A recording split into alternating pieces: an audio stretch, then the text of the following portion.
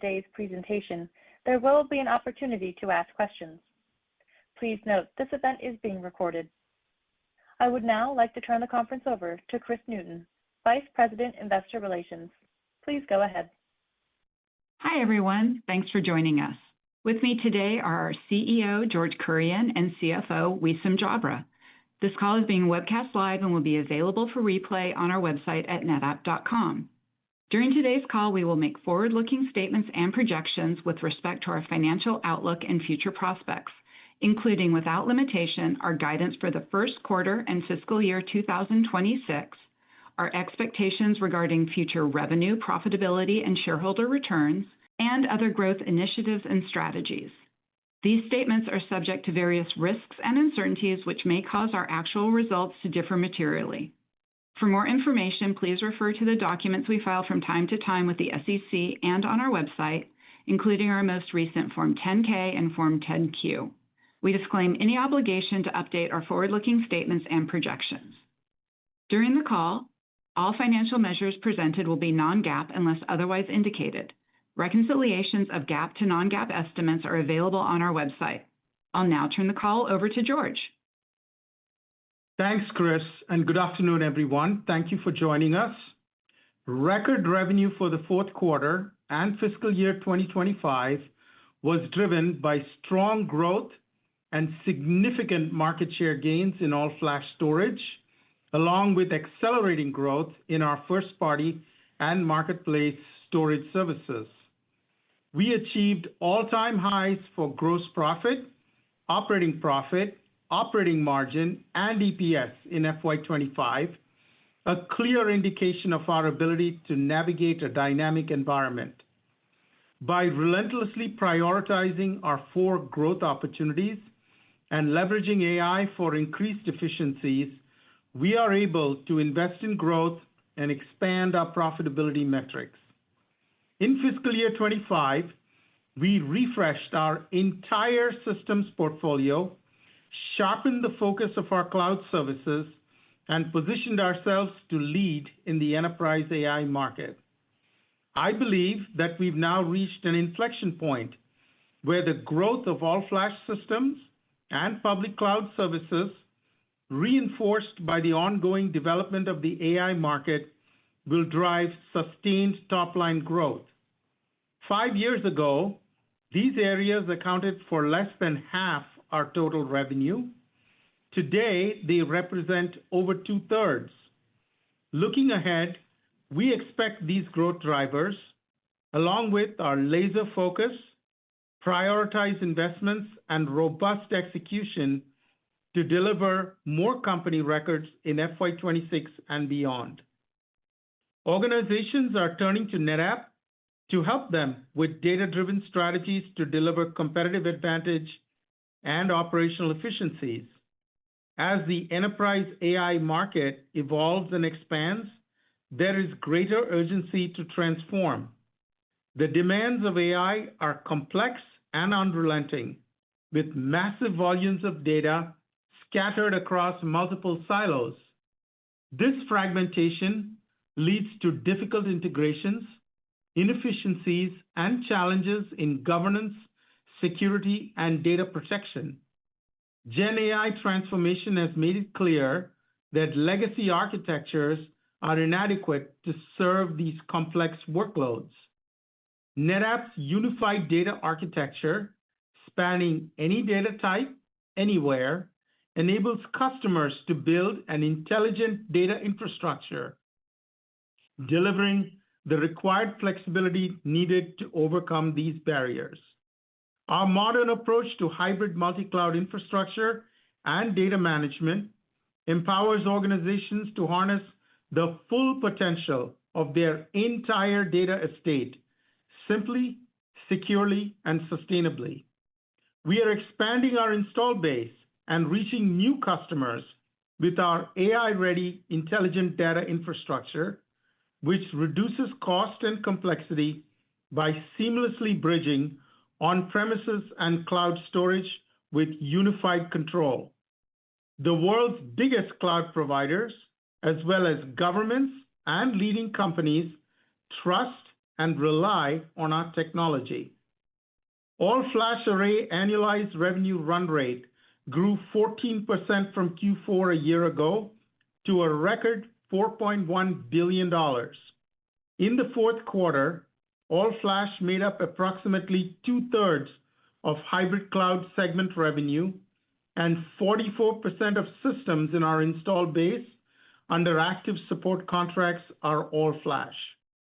The rich data services of our all-flash unified data storage systems create a secure foundation for consolidating organizational data and accelerating AI-powered insights. As organizations seek to build future-proof, AI-ready infrastructure, they increasingly choose our solutions, driving our faster-than-market growth. In calendar 2024, we gained almost 300 basis points of all-flash market share, more than any other vendor, as reported by IDC. We are in the early stages of our entry into the dedicated block storage market, with plenty of headroom for continued growth. The breadth of our advanced data management helps organizations lower operational risk and enhance business continuity by keeping data available, protected, and secure. We are seeing accelerating growth from our block-optimized ASA systems as we displace competitors' legacy installations with our simple, powerful, scale-out all-flash block storage. Our momentum outpaced the market and resulted in almost 100 basis points of share gain in calendar 2024 per IDC. Demonstrating the power of our comprehensive all-flash portfolio, we signed a deal in the fourth quarter with a leading life sciences company to replace a competitor's nearly 10 petabyte footprint. With NetApp, they can now meet diverse multi-protocol and price performance requirements under a single operating environment, streamlining their data operations. To keep pace in an AI-driven world, companies must unlock the scale and agility of the public cloud. Only NetApp can help them achieve the required cost efficiency, cybersecurity, and AI readiness, with services co-engineered with the major cloud providers. We continue to expand the workloads we address in the cloud and enhance our alignment with our hyperscaler partners' go-to-market motions, broadening our opportunity and accelerating growth. Over the course of fiscal year 25, we focused our public cloud services to emphasize our highly differentiated first-party and marketplace cloud storage services, closely complemented by intelligent data, operational, and workload services. This strategic focus continues to yield positive results. First-party and marketplace cloud storage services grew 44% year-over-year in the fourth quarter. These services compose roughly 75% of public cloud segment revenue, which grew 22% from Q4 a year ago, excluding the recently divested Spot by NetApp services. A SaaS provider needed high-performance multi-protocol storage to meet their cost optimization and resiliency requirements. In Q4, this new-to-NetApp customer chose to migrate to AWS FSx for NetApp ONTAP. FSxN helped the customer achieve a high-performance, unified file and block environment with improved availability and resiliency for efficient and secure operations, with a more cost-effective solution than alternatives. Just as we have helped enterprises harness the power of hybrid cloud environments, we are now enabling them to accelerate their AI deployments and achieve faster time to value.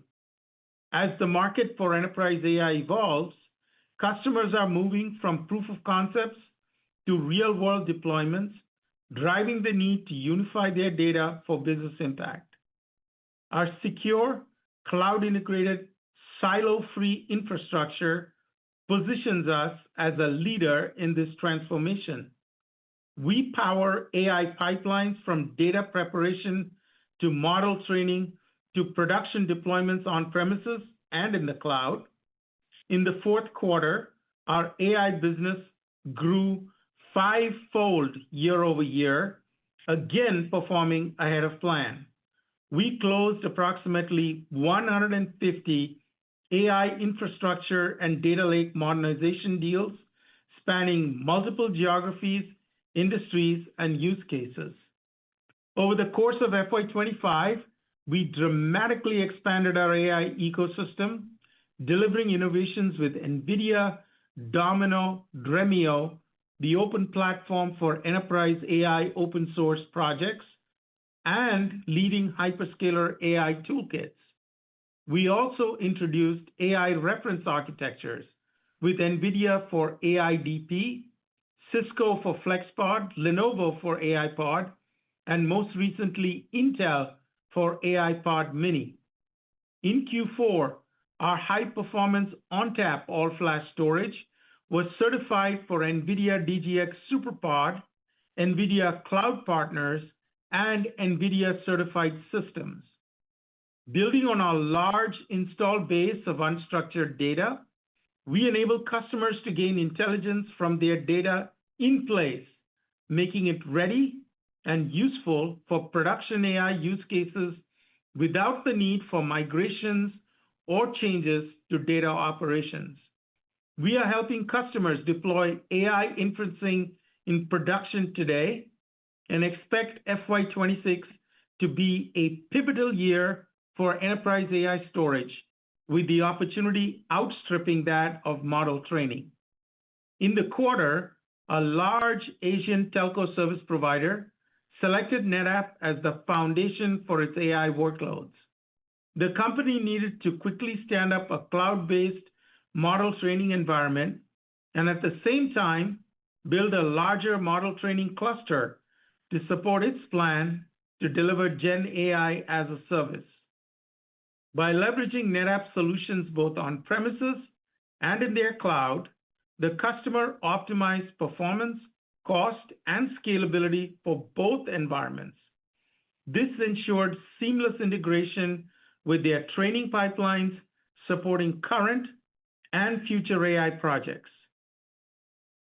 Before turning to the details of the quarter, I want to share some observations about the environment as we enter fiscal year 26. The global macroeconomic outlook faces mixed signals, with a general slowdown in growth, lingering inflation concerns, and a significantly higher level of uncertainty. Looking ahead, we expect some increased spending caution, as well as ongoing friction in U.S. public sector and EMEA. We are incorporating an appropriate level of caution in our outlook due to these factors. Our fiscal year 25 results demonstrate how the alignment of our solutions with key IT priorities, our focus, and the strength of our business model enables us to deliver strong performance in an uncertain environment. Additionally, the unfolding enterprise AI market is driving urgency amongst customers to modernize their data infrastructure, drive cloud transformations, and increase cyber resiliency. We are currently negotiating sizable AI and data infrastructure modernization deals with multiple large enterprises, which we expect to close later in the year. This gives us confidence in our full-year outlook. We are starting FY26 following a year of market share gains, armed with the strongest portfolio in the company's history and a value proposition that addresses customers' top priorities. We plan to make prudent investments in R&D and sales capacity to drive ongoing innovation and capture additional market share. Looking ahead, I am confident in our ability to capitalize on this significant opportunity and deliver more record results. Finally, I am happy to introduce Wissam Jabre, our new CFO. I am excited to have Wissam, with his deep knowledge of our market and strong track record of value creation on the team. He has quickly integrated into NetApp and will be a key partner to me and the leadership team as we continue to execute on our visionary approach for our data-driven future. Wissam, welcome. Thank you, George, for the warm welcome, and good afternoon, everyone. Let me start by expressing my appreciation to George and the entire board for giving me this opportunity, and to Mike for his help and transition during my onboarding. I am extremely excited about joining NetApp and look forward to partnering with George and the rest of the talented team as we continue to drive innovation at NetApp. As George noted, we achieved all-time highs across a variety of financial metrics in fiscal year 2025. We refreshed our entire systems portfolio, honed our focus in cloud, and expect to see even more enterprise AI growth in fiscal year 2026. As a reminder, all numbers discussed are non-GAAP unless otherwise noted. Total revenue for Q4 came in slightly above the midpoint of our guidance range at $1.73 billion, up 4% year-over-year and up 6% sequentially. Q4 billings of $2.03 billion were up 12% year-over-year. This marks our sixth consecutive quarter of year-over-year revenue and billings growth. Q4 hybrid cloud revenue of $1.57 billion was up 3% year-over-year. Product revenue of $845 million was up 5% year-over-year. Support revenue of $625 million was flat year-over-year. Professional services revenue of $98 million was up 13% year-over-year, mainly driven by Keystone, our storage as a service offering. Public cloud revenue of $164 million was up 8% year-over-year. Excluding the recently divested Spot business, public cloud revenue grew 22% year-over-year, which is a better representation of the underlying growth rate of the segment. We exited fiscal year 2025 with $4.54 billion in deferred revenue, an increase of 7% year-over-year and 5% year-over-year in constant currency. Q4 remaining performance obligations were $4.97 billion, up approximately $500 million from Q1. Unbilled remaining performance obligations, which is a key indicator of future Keystone revenue growth, was approximately $430 million, up 23% quarter-over-quarter. Q4 consolidated gross margin was 69.5%. Total hybrid cloud gross margin was 68.4%. Product gross margin was 55.4%. Our recurring support business continues to be highly profitable with gross margin of 92.3%. Public cloud gross margin was 79.3%, up 290 basis points sequentially and 11 percentage points year-over-year. Our public cloud business now operates towards the high end of the 75 to 80% long-term target range, and we remain confident in future tailwinds that can improve upon Q4's record margin. Operating expenses of $707 million were down 2% year-over-year and up 6% sequentially. Q4 highlighted the strength of our business model and disciplined execution with operating margin of 28.6%, up 50 basis points year-over-year, and representing the highest for a Q4 in the history of NetApp. EPS of $1.93 was 4 cents ahead of the midpoint of the guidance range and up 7% year-over-year, predominantly driven by lower operating expenses and effective tax rate. In Q4, cash flow from operations was $675 million, and free cash flow was $640 million. These cash flow metrics were driven by higher collections and lower supply chain payments year-over-year.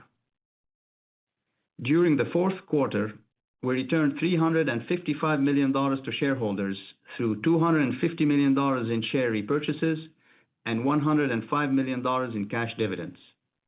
Q4 diluted share count of 206 million was down 6 million shares, or 3% year-over-year. We had approximately $350 million left on our current share repurchase authorization at the end of fiscal year 2025, and today we are announcing an increase in that authorization by $1.1 billion. Before moving to guidance, let's review the results for the full fiscal year 2025.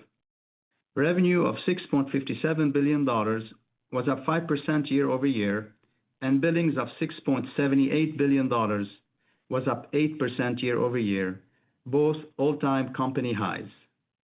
Disciplined operational management also yielded all-time fiscal year highs for operating margin and EPS, demonstrating the effect of high operating leverage in our business model.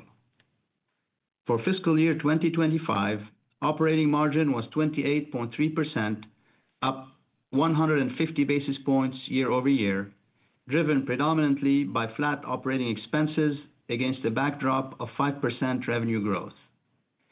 EPS grew 12% year-over-year, over twice the rate of revenue growth.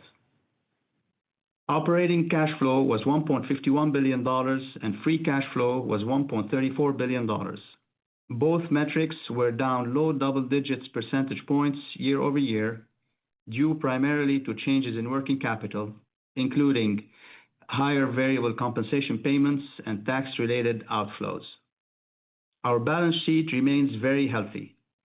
We closed the year with $3.85 billion in cash and short-term investments against $3.24 billion in total debt, for a net cash position of approximately $610 million. We intend to use $750 million of our cash to redeem the notes maturing in June. Inventory decreased in the quarter, and inventory turns increased to 12. Now turning to guidance, starting with fiscal year 2026. Let me underscore our confidence in our strategy and the strength of our position in addressing key customer priorities, such as data infrastructure modernization, cloud transformation, AI innovation, and cyber resilience. However, as George noted, the macro environment remains uncertain, with both cost and demand-related variables that could lower IT spending and make it challenging to forecast through the remainder of the year. As a result, we expect fiscal year 2026 total revenue to be in the range of $6.625 to $6.875 billion, which at the $6.75 billion midpoint reflects 3% growth year-over-year. Excluding the divested Spot business from the compare, our total revenue guidance implies 4% growth year-over-year. Spot generated around $95 million in revenue annually and accounted for a low teens percentage of public cloud segment revenue.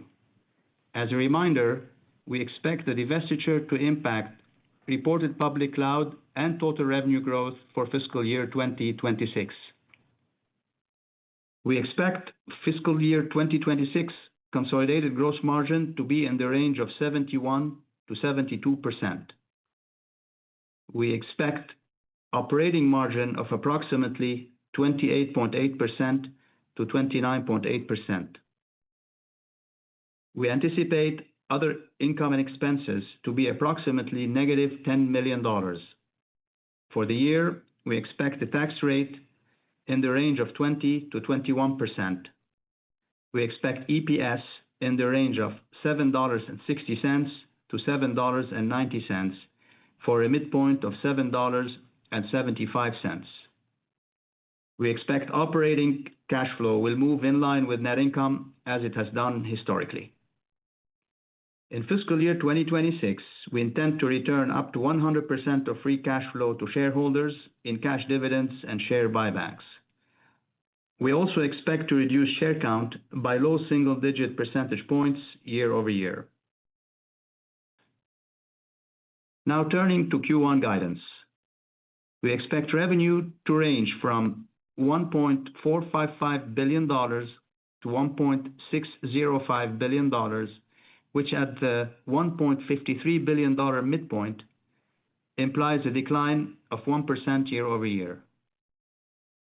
Excluding the divested spot business from the year-ago comparison, our revenue guidance implies a 1% growth year-over-year. We expect Q1 consolidated gross margin to be in the range of 71% to 72%, and operating margin to be in the range of 25% to 26%.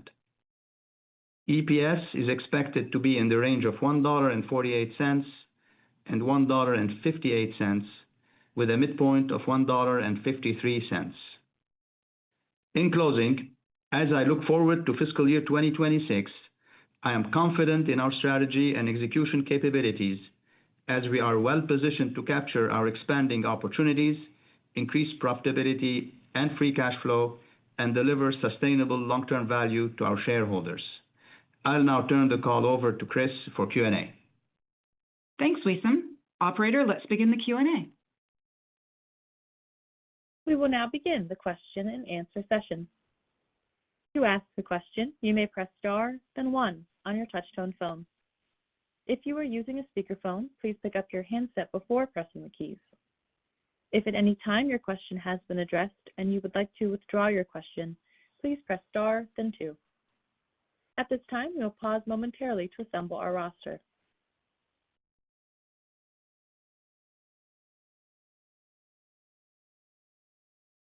The first question today comes from Tim Long with Barclays. Please go ahead. Thank you. Two quick ones if I could. First, was hoping you could just touch on the guidance, maybe Wissam for you. Looks like, the Q1 is a little bit light of where folks were, but the full year is still kind of intact. So, George, you mentioned some big deals in the pipeline. Just curious how we're going to see kind of acceleration of revenues and EPS growth through the year. What's kind of the level of visibility into that? And then second, I was hoping you could just touch on product gross margins, kind of what kind of outlook there with NAND prices moving around and, macro and competition. What's kind of the outlook for product gross margins? Thank you. Maybe I can start and then Wissam can cover the second part of the question. Listen, we are coming into the year with a ton of momentum. We have been the fastest growing all-flash player in the market. We have outgrown our competition, including this quarter, in the all-flash market. We have gained share in the block storage market, and our cloud business, as you saw, has accelerated through the course of the year. So the setup for the year is very good. We have a degree of caution in Q1 related to certain parts of Europe, Middle East, and Africa, especially some large countries where there's still public sector uncertainty, as well as some impact from the uncertainty on tariffs and in manufacturing-centered economies, and then U.S. public sector. We feel that the growth through the year is driven by both some large deals that we're working on for modern AI-powered infrastructure, the addition of sales capacity that we added towards the end of Q4 and are adding through the course of the first half of the year, as well as continued strength in cloud and our all-flash portfolio. Yes, so when you look at the guidance for the year,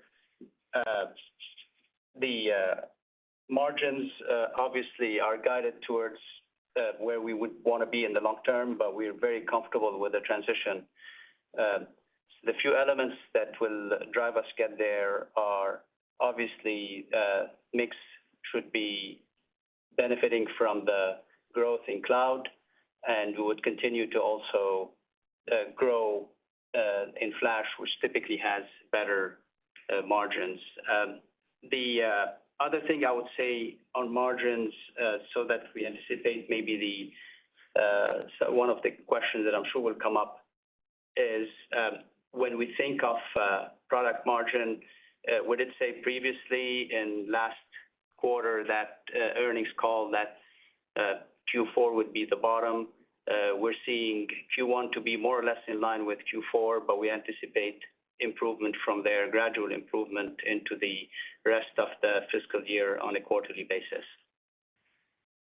Okay, thank you. Very All right, helpful. Thank you, Tim. Next question. Thanks, Tim. The next question comes from Samik Chatterjee with JP Morgan. Please go ahead. Hi, thank you for taking my question.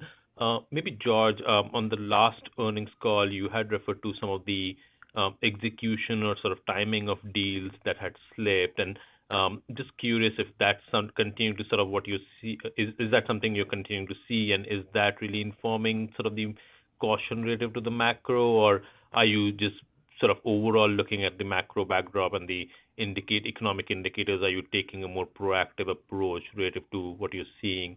I just wanted to understand sort of the thought process there and what you're seeing with your customers, and I have a follow-up. Thank you. I think it's more of the latter, Samik. We saw a strong Q4 where the majority of the deals that slipped out of Q3, we were able to close. And if you look at our Q3 to Q4 sequential number, it was above our typical trend driven by the strength of our execution. And overall, second half of the year, we had a strong growth rate relative to the first half of fiscal year 25. We are seeing some evidence, as you mentioned, about just overall political, instability. Some of the GDP growth rates have come down, and just a degree of caution in customers waiting for clarity on trade policy and other, macroeconomic policies, particularly in Europe and, of course, in, the U.S. public sector. Got it. And for my follow-up, just in terms of public cloud revenues, if you can just share what was the Q4 performance ex Spot, what was the underlying growth rate? And you did mention sort of the acceleration of the improvement in growth rates through the year. Any color in terms of what to expect as you go through fiscal 26 in terms of growth rates and where you probably exit fiscal 26 on an underlying basis, understanding that Spot will not be in the numbers? Thank you. Yeah, public cloud in Q4 ex Spot was up 22% year on year. And if you look at the full year, it was up 16% year on year. So we saw acceleration through the year. As you can see, our first party and marketplace cloud storage is growing at a very, very fast pace, north of 40%. And it's becoming a bigger and bigger part of the overall cloud business mix. And that will drive continued acceleration of that part of the business. You can offset, as Wissam mentioned, Spot was about $95 million. And so that's, the offset to the cloud revenue as you model for next year. Got it. Great. Thank you. Thanks for taking my questions. Thank you, Samik. Next question. The next question comes from Wamsi Mohan with Bank of America. Please go ahead. Yes, thank you. George, you noted in your prior answers that there were some large deals related to AI infrastructure. Can you just share some color on where these are? Are these at tier 2 CSPs or hyperscalers? And what's the potential contribution to growth from this? And I will follow up. We work with a lot of the very largest, cloud and enterprise providers, and we have been working with some of them on data modernization transactions, supporting building up, enterprise AI cloud infrastructures. These are factored into the sequential ramp through the year of our FY26 outlook. And so we feel very good about our position in the unfolding enterprise AI market, as well as the strength of our, full year guide. Okay, thanks, George. As my follow-up, you noted a pretty cautious macro embedded in your first quarter guide. Are you derating your full year beyond that also on sort of macro? And on tariffs, it sounded like you're embedding some caution related to demand from your customers who might be impacted by it, but do you have any direct impact from tariffs, and could you just quantify if there was any? Yeah, within our FY26 outlook, tariffs are about 40 to 60 basis points of our gross margin, so a small amount, and that's contemplated in the guide that we have given you. That is based on the current tariff situation, which is really the 10% baseline tariff and not the reciprocal tariffs. We have a diverse supply chain. We have no exposure to China. Final assembly of our products, which confers, kind of country of origin, is in Singapore, Hungary, Mexico, and the US. So it allows us to have a very small impact of tariffs to us. And also the semiconductor exemption allows us to have a pretty small contribution of costs from tariffs. We see the primary impact of tariffs, or really the uncertainty introduced by tariffs, causing enterprises to, kind of slow down, particularly in the manufacturing segment in Europe. Okay, that's really helpful. Thank you so much. All right, thank you, Wamsi. Next question. The next question comes from Meta Marshall with Morgan Stanley. Please go ahead. Great, thanks. Wanted to ask a couple of questions. Obviously a lot of traction on the AI side. Kind of earlier in the year, you had noted maybe some of these proof of concepts would start to become full-blown deployments kind of towards the end of the year or kind of into 26. Are you seeing a pull forward of that that's kind of leading to some of the strength, or, this is just kind of the beginning and we should see more kind of later on? And then as a second question, given the strength you're seeing on the first party and marketplace, is some of that also driven by kind of some of these AI use cases, or just kind of maturing of those offerings in general? Thanks. On the first question, thank you for your question. On the first one, we see it as just ongoing unfolding of the enterprise AI market. As we said, inferencing and the use of AI tools to drive business advantage is the core of the opportunity in the enterprise and 80% of the overall storage opportunity. And we have done very well in that. We think that, fiscal year 26 will continue to accelerate and expand that opportunity for us. With regard to cloud performing so strongly, yes, there is enterprise AI customers using our cloud footprints, either because they want to do AI in the cloud or where they want to start their AI, proof of concepts in the cloud. And we feel really good about that. Overall, the cloud business is performing very well, both due to, strong technology differentiation and good execution. And as we have shared, we are expanding the range of not only enterprise application use cases, but analytics and AI use cases. And so I feel really pleased with the focus and the execution we've had in that part of our business this year. Great. Thank you. Thank you, Meta. Next question. The next question comes from David Vogt with UBS. Please go ahead. Great. Thanks, guys, for taking my questions. So one for George, one for Wissam. So George, I guess, can you maybe help us understand? I know the macro is uncertain, but you're exiting fiscal 25 with your all-flash ARR growing double digits nicely, north of $4 billion. So can you kind of walk through how you bridge 25 to 26 with that kind of backdrop? Should we assume, fairly meaningful deceleration in the all-flash business in 26? And if not, then what's driving the more cautious tone? I get the macro. And then on Wissam, I'll give you both at the same time. Obviously, you talked about where public and your cloud, your hybrid and your public cloud gross margins are. So can you help us understand the ramp in the second half of the year on margins to kind of get to that full year, roughly 28-29% operating margins coming off of a relatively modest base in the first fiscal quarter of the year? And it would suggest that, margins would have to be at least 30% in the back half if we're doing the math correctly. So I just want to kind of get a sense for how to think about it. Thanks. I'll take your first question.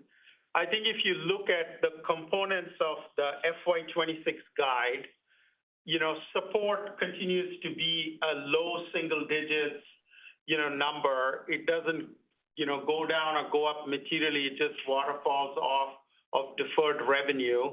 And as deferred revenue has grown this year, you should see support sort of stabilize and start to grow in FY26. Cloud should continue with the note of the headwind from the divestiture of Spot.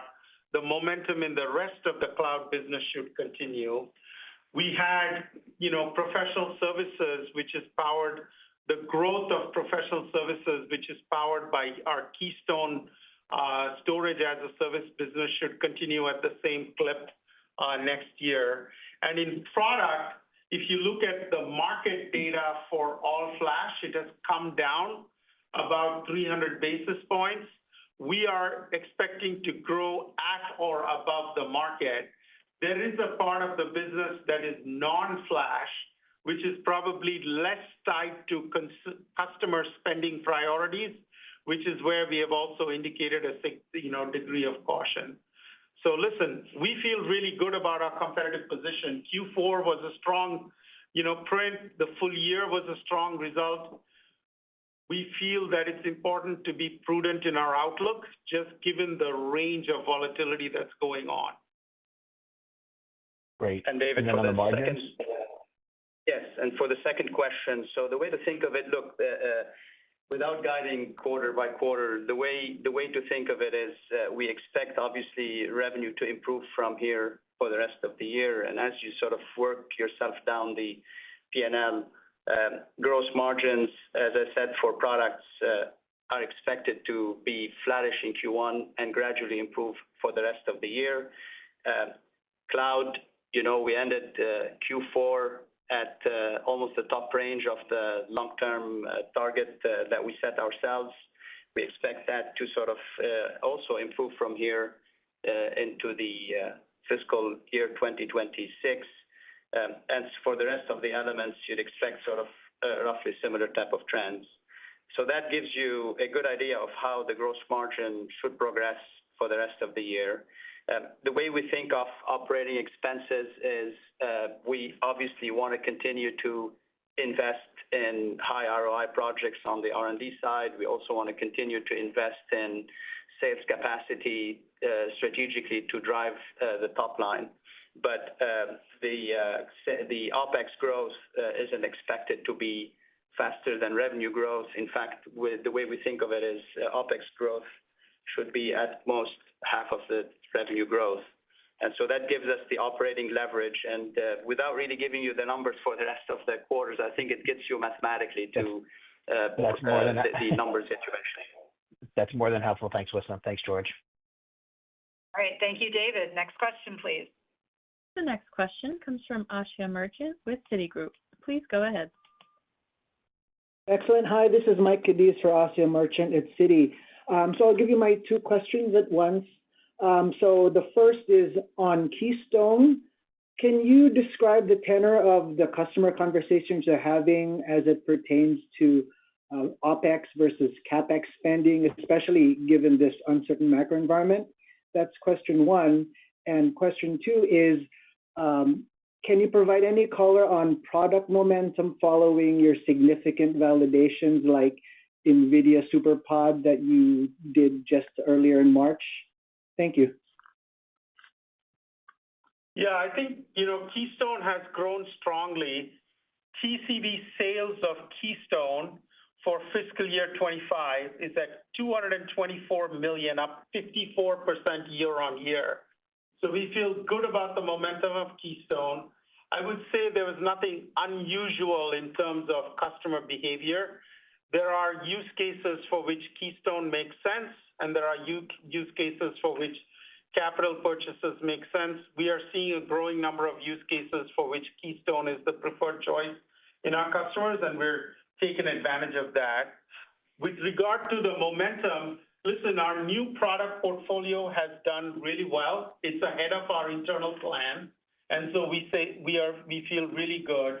We have seen some ONTAP SuperPod wins soon after we got the certifications, and so you should see the acceleration, continued strength of that part of our business this coming year.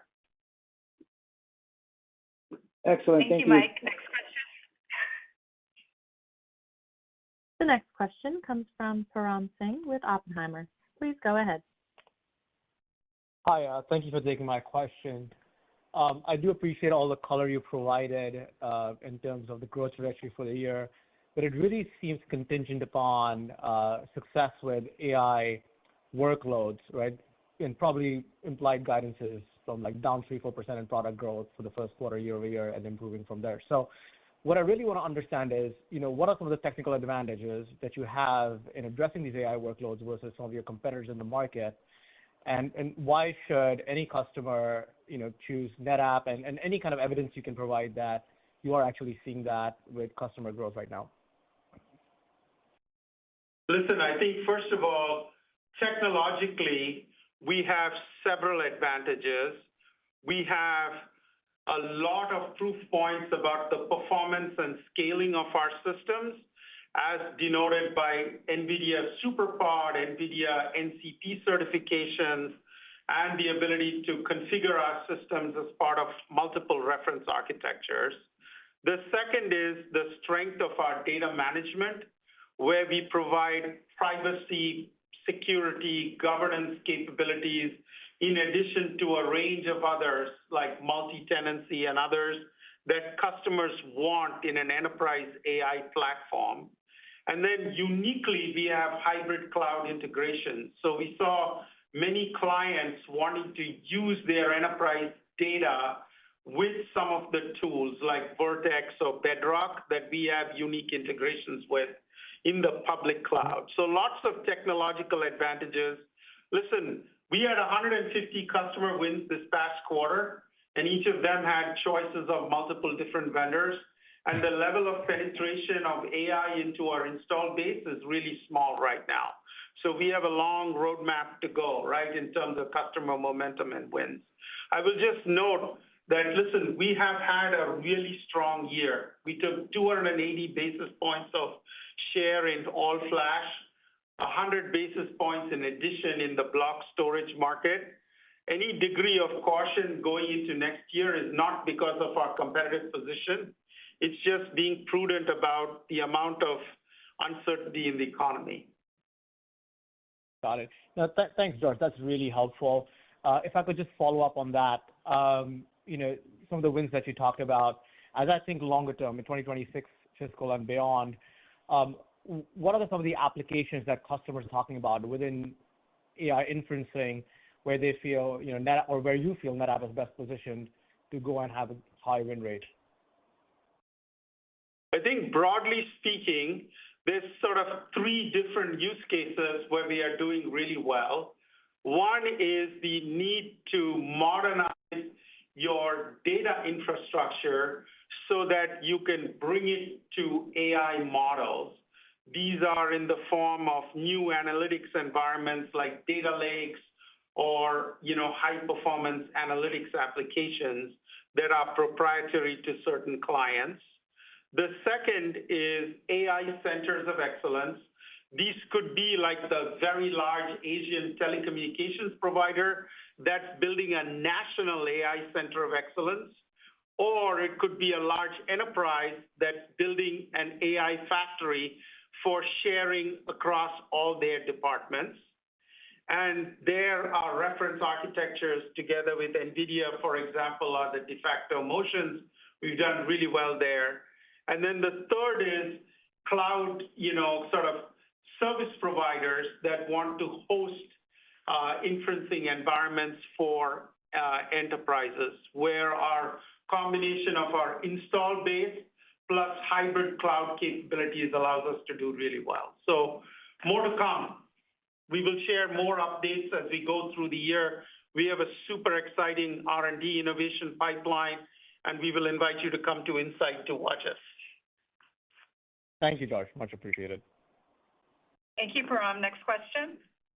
The next question comes from Krish Sankar with TD Cowen. Please go ahead.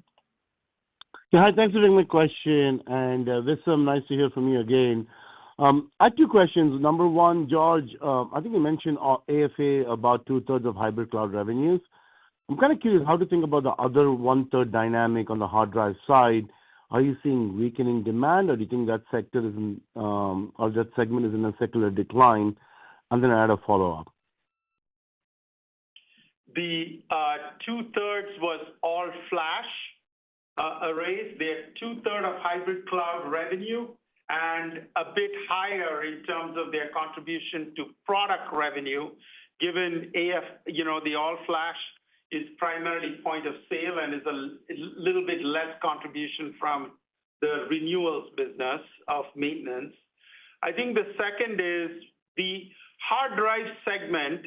It has declined a good amount over the course of the last few years as tranches of the hard drive segment have been replaced by flash. So, high performance drives and now 10K drives are going through the transition.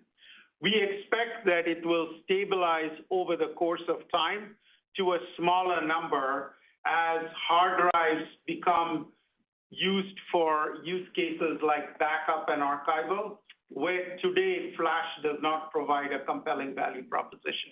And so it'll continue to decline from here, but it will, asymptote to a smaller number soon enough.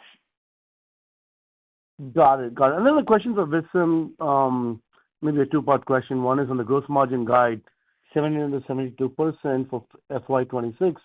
What is the implied product gross margin in it? And also, what is your public sector exposure? Last time you guys mentioned about it, I think US was probably 10 to 12 and global was a little more than that. Can you just talk a little bit about your public sector exposure and the dynamics there with DOGE and everything, and also the product gross margin? Thank you. Yeah. Hey, Kris. Let me start with the product gross margin. Look, we don't typically guide for fiscal year down to that level. So what I would tell you, though, is I would repeat the same comments I made a little bit earlier. The way we think of product margin is in Q1, it's expected to be flattish to Q4, and then we expect it to improve gradually on a quarterly basis for the rest of the year. So that should hopefully give you enough to sort of model it. For public sector, U.S. public sector is in the low teens percentage of our business, of which federal is around 75 to 80%, depending on the quarter. We don't break out global public sector. With regard to, our view of that, we see we are seeing DOGE hopefully wrapping up soon and, a new, spending bill getting authorized, which should help us in the public sector going forward. Thanks, George. Thanks, Wissam. Thanks, Krish. Next question. The next question comes from Mehdi Hosseini with SIG. Please go ahead. Thanks for taking my question. George, I want to just go back to the all-flash array and get your updated view on how this cycle could be the same as prior cycle, or is it any different? And for context, given your reported April quarter, the all-flash array had a 12% CAGR from FY23 through FY25. Would you expect FY26 to carry on with the same momentum, or are we going to have kind of a deceleration before growth accelerate into FY27? Listen, as a percentage of the business, all flash arrays should continue to tick up. I think there is a transition from 10K HDDs to all flash that is probably in the third or fourth inning of a 9-inning ballgame, right? So plenty of runway. The pace at which that transition happens is driven by two things. One is new environments that get stood up. These are priority environments like analytics or, cybersecurity or particularly AI, which contribute to the mix of all flash continuing to grow because those are predominantly all flash environments. And then the second is the tech refresh or the infrastructure modernization part that will be paced by, GDP outlook. So is there any way you can kind of quantify how each one of these contributor or each growth vectors line up? Is the last one, the upgrade, meaningful enough? And that's what the GDP sensitivity is. And I'm just trying to separate secular growth, secular opportunities from more of a GDP sensitive bucket.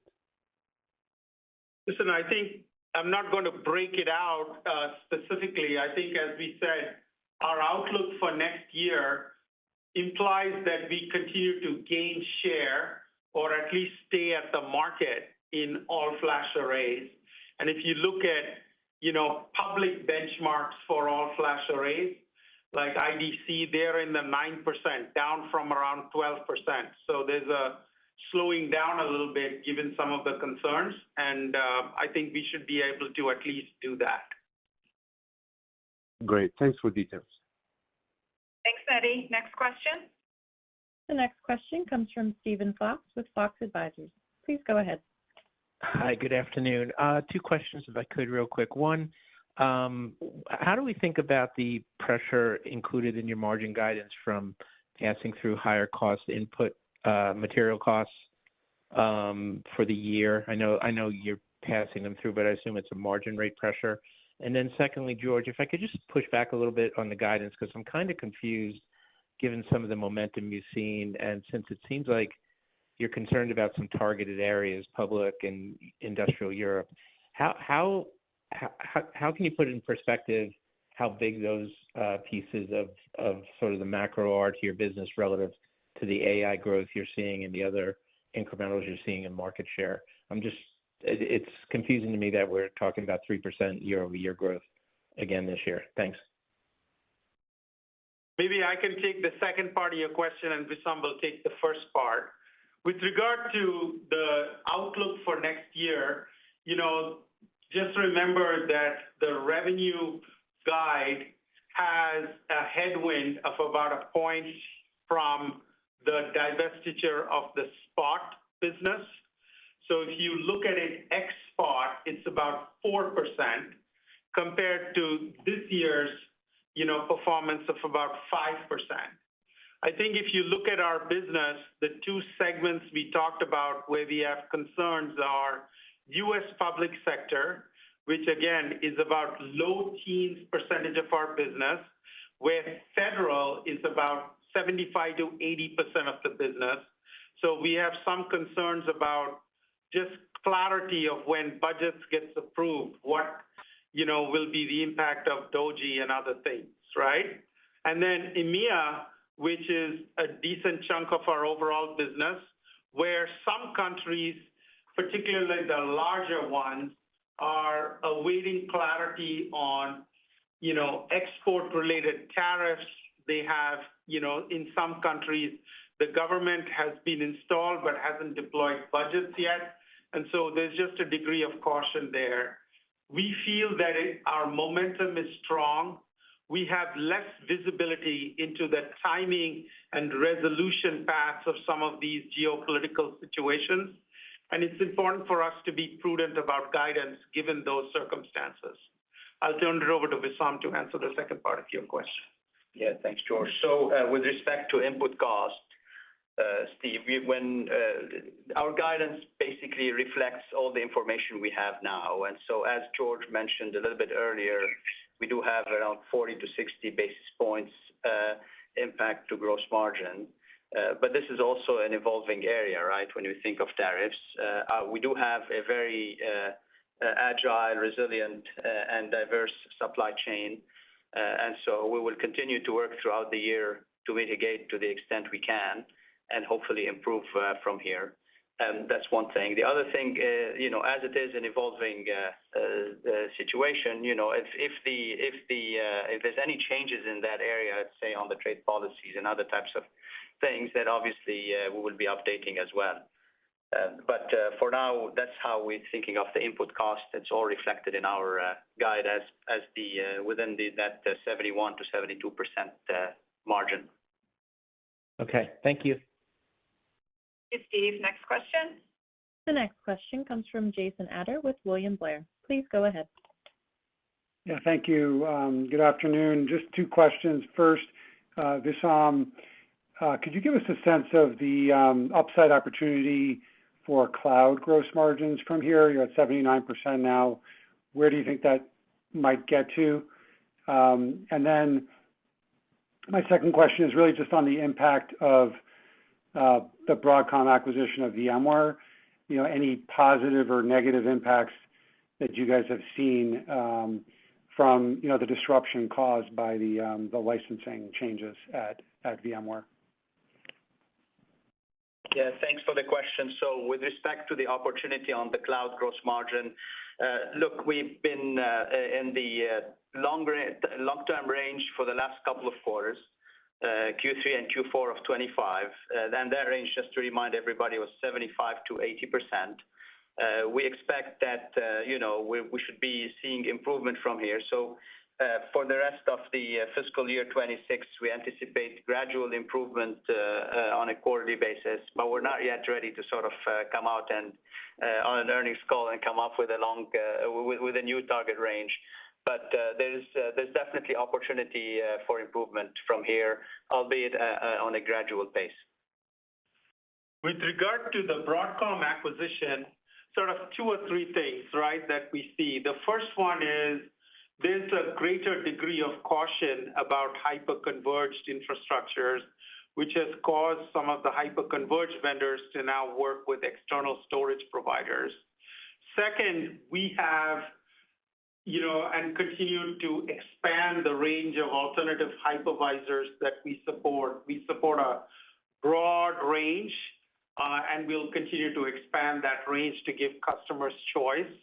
And the third is, in select customers, there have been replatforming exercises, which is part of our success in block storage, for example, where they might have a hyper-converged solution or a legacy disk-based solution. And as they think about optimizing their VMware estate, they will choose to, kind of replatform onto NetApp on-prem. We've also seen good growth with our VMware services, for example, Azure VMware Service in the public cloud. Does it make sense, George, for you to partner with the hyper-converged vendors? We will partner with whoever our customers feel it's a good choice for us to make.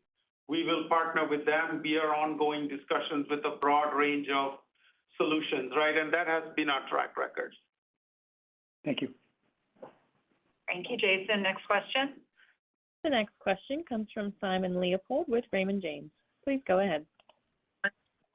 Thank you. I wanted to see if you could describe a little bit the linearity in the quarter and then into May.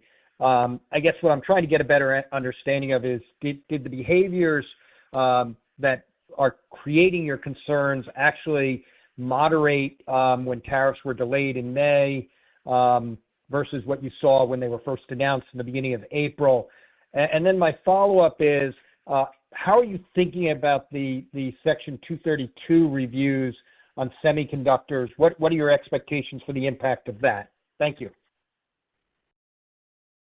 Listen, I think that if you looked at linearity in the quarter, it was typical for a Q4.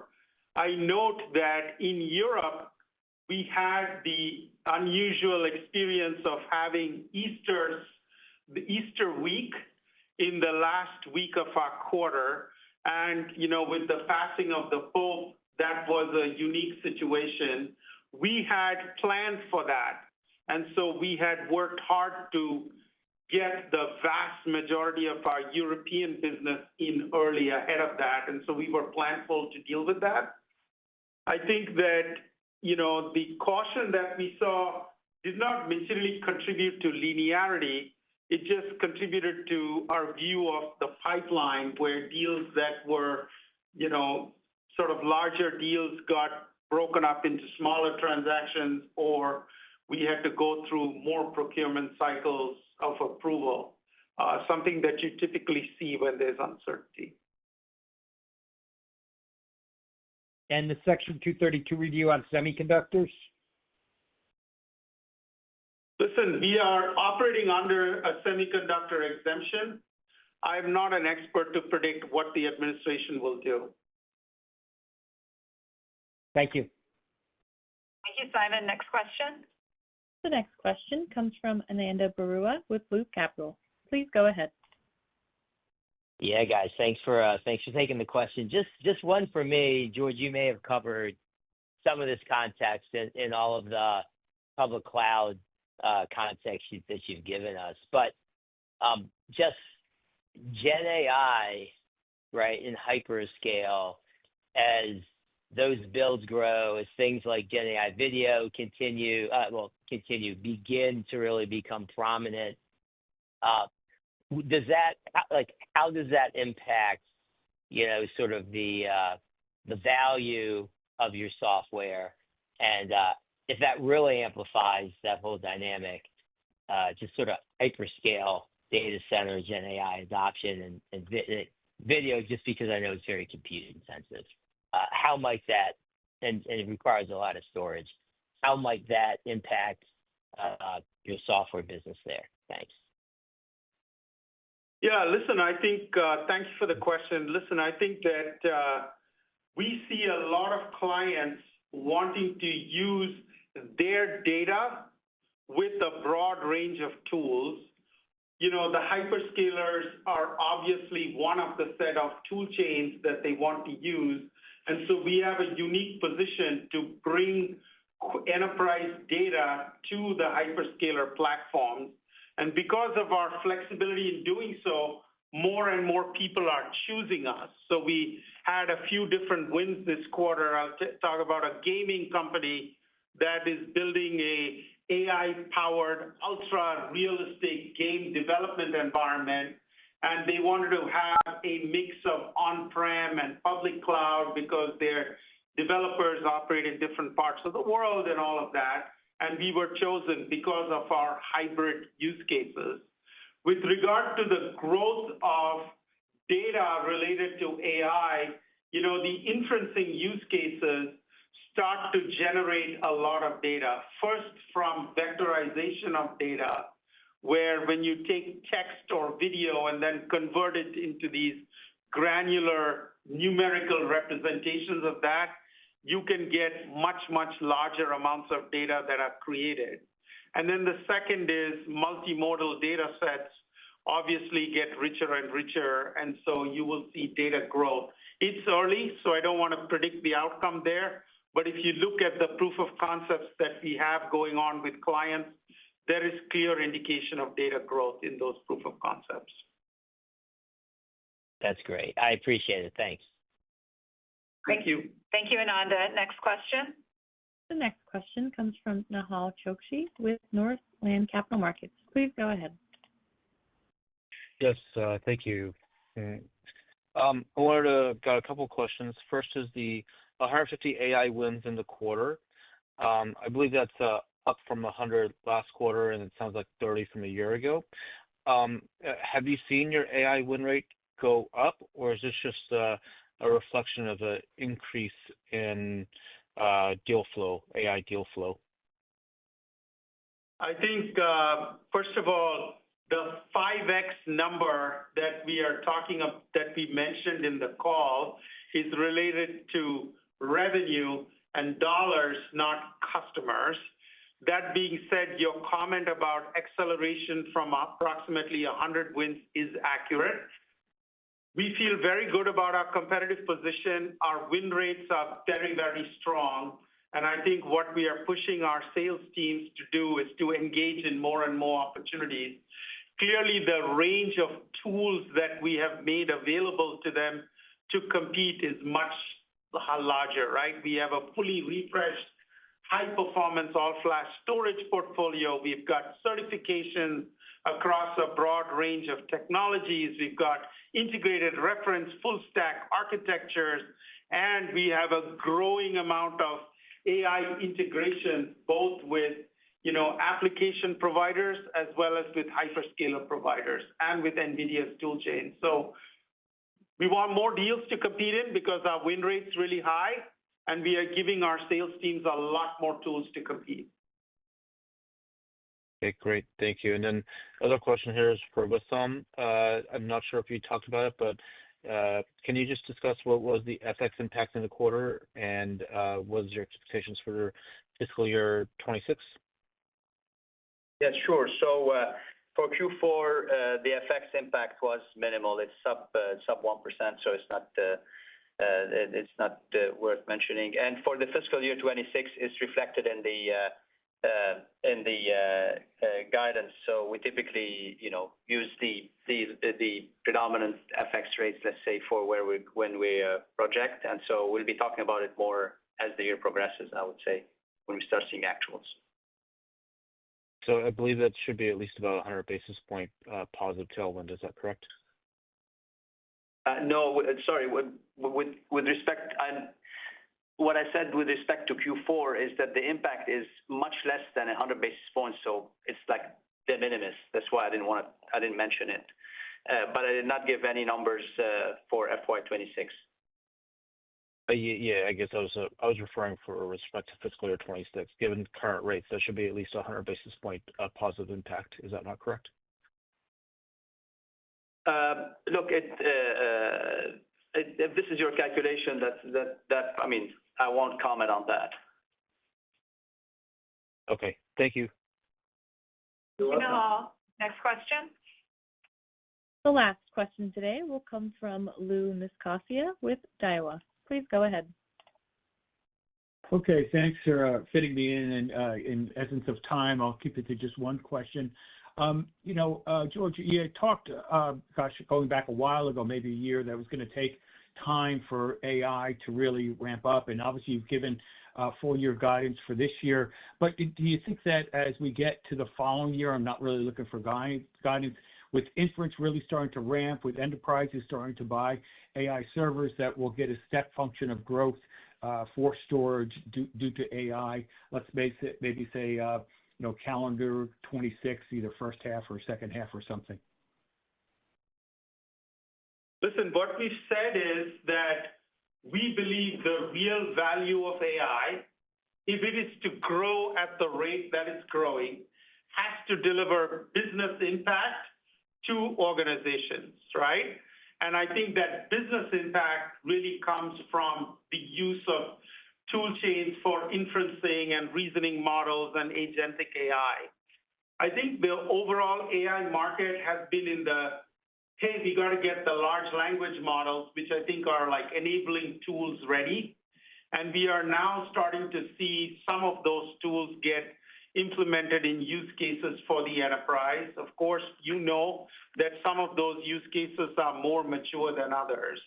I think what we have seen in our business is the first phase of the enterprises getting ready to use AI, which is, hey, I got to get my data infrastructure in a good place. I want to unify my data. I want to catalog it. I want to know lineage. I want to have privacy control. We are seeing that. It's in the early phases of the large enterprise, and we see that, expanding quarter by quarter. There are more enterprises engaged in those discussions with us. With regard to how it plays out, it really, really depends on the business value and impact that these use cases have on the enterprise.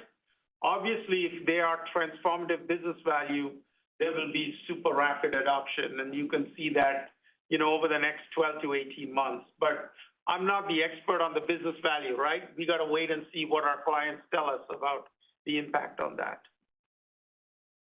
Okay, thank you. Good luck on the new fiscal year. Thank you so much. Thanks, Lou. I'll turn it over to George for some closing comments. Thank you to our customers, partners, employees, and investors for your continued support. Fiscal year 25 marked many all-time highs: all-flash, public cloud, Keystone, support and total revenue, gross and operating profit, operating margin, net income, and EPS. I believe we've reached an inflection point where the growth of all-flash systems and public cloud services, bolstered by the ongoing development of the enterprise AI market, will drive sustained growth. We are entering FY26 following a year of market share gains equipped with the strongest portfolio in the company's history and a clear alignment of our value proposition with customer needs. Looking forward, we believe our focus and strong execution will lead to even more company records in FY26 and beyond.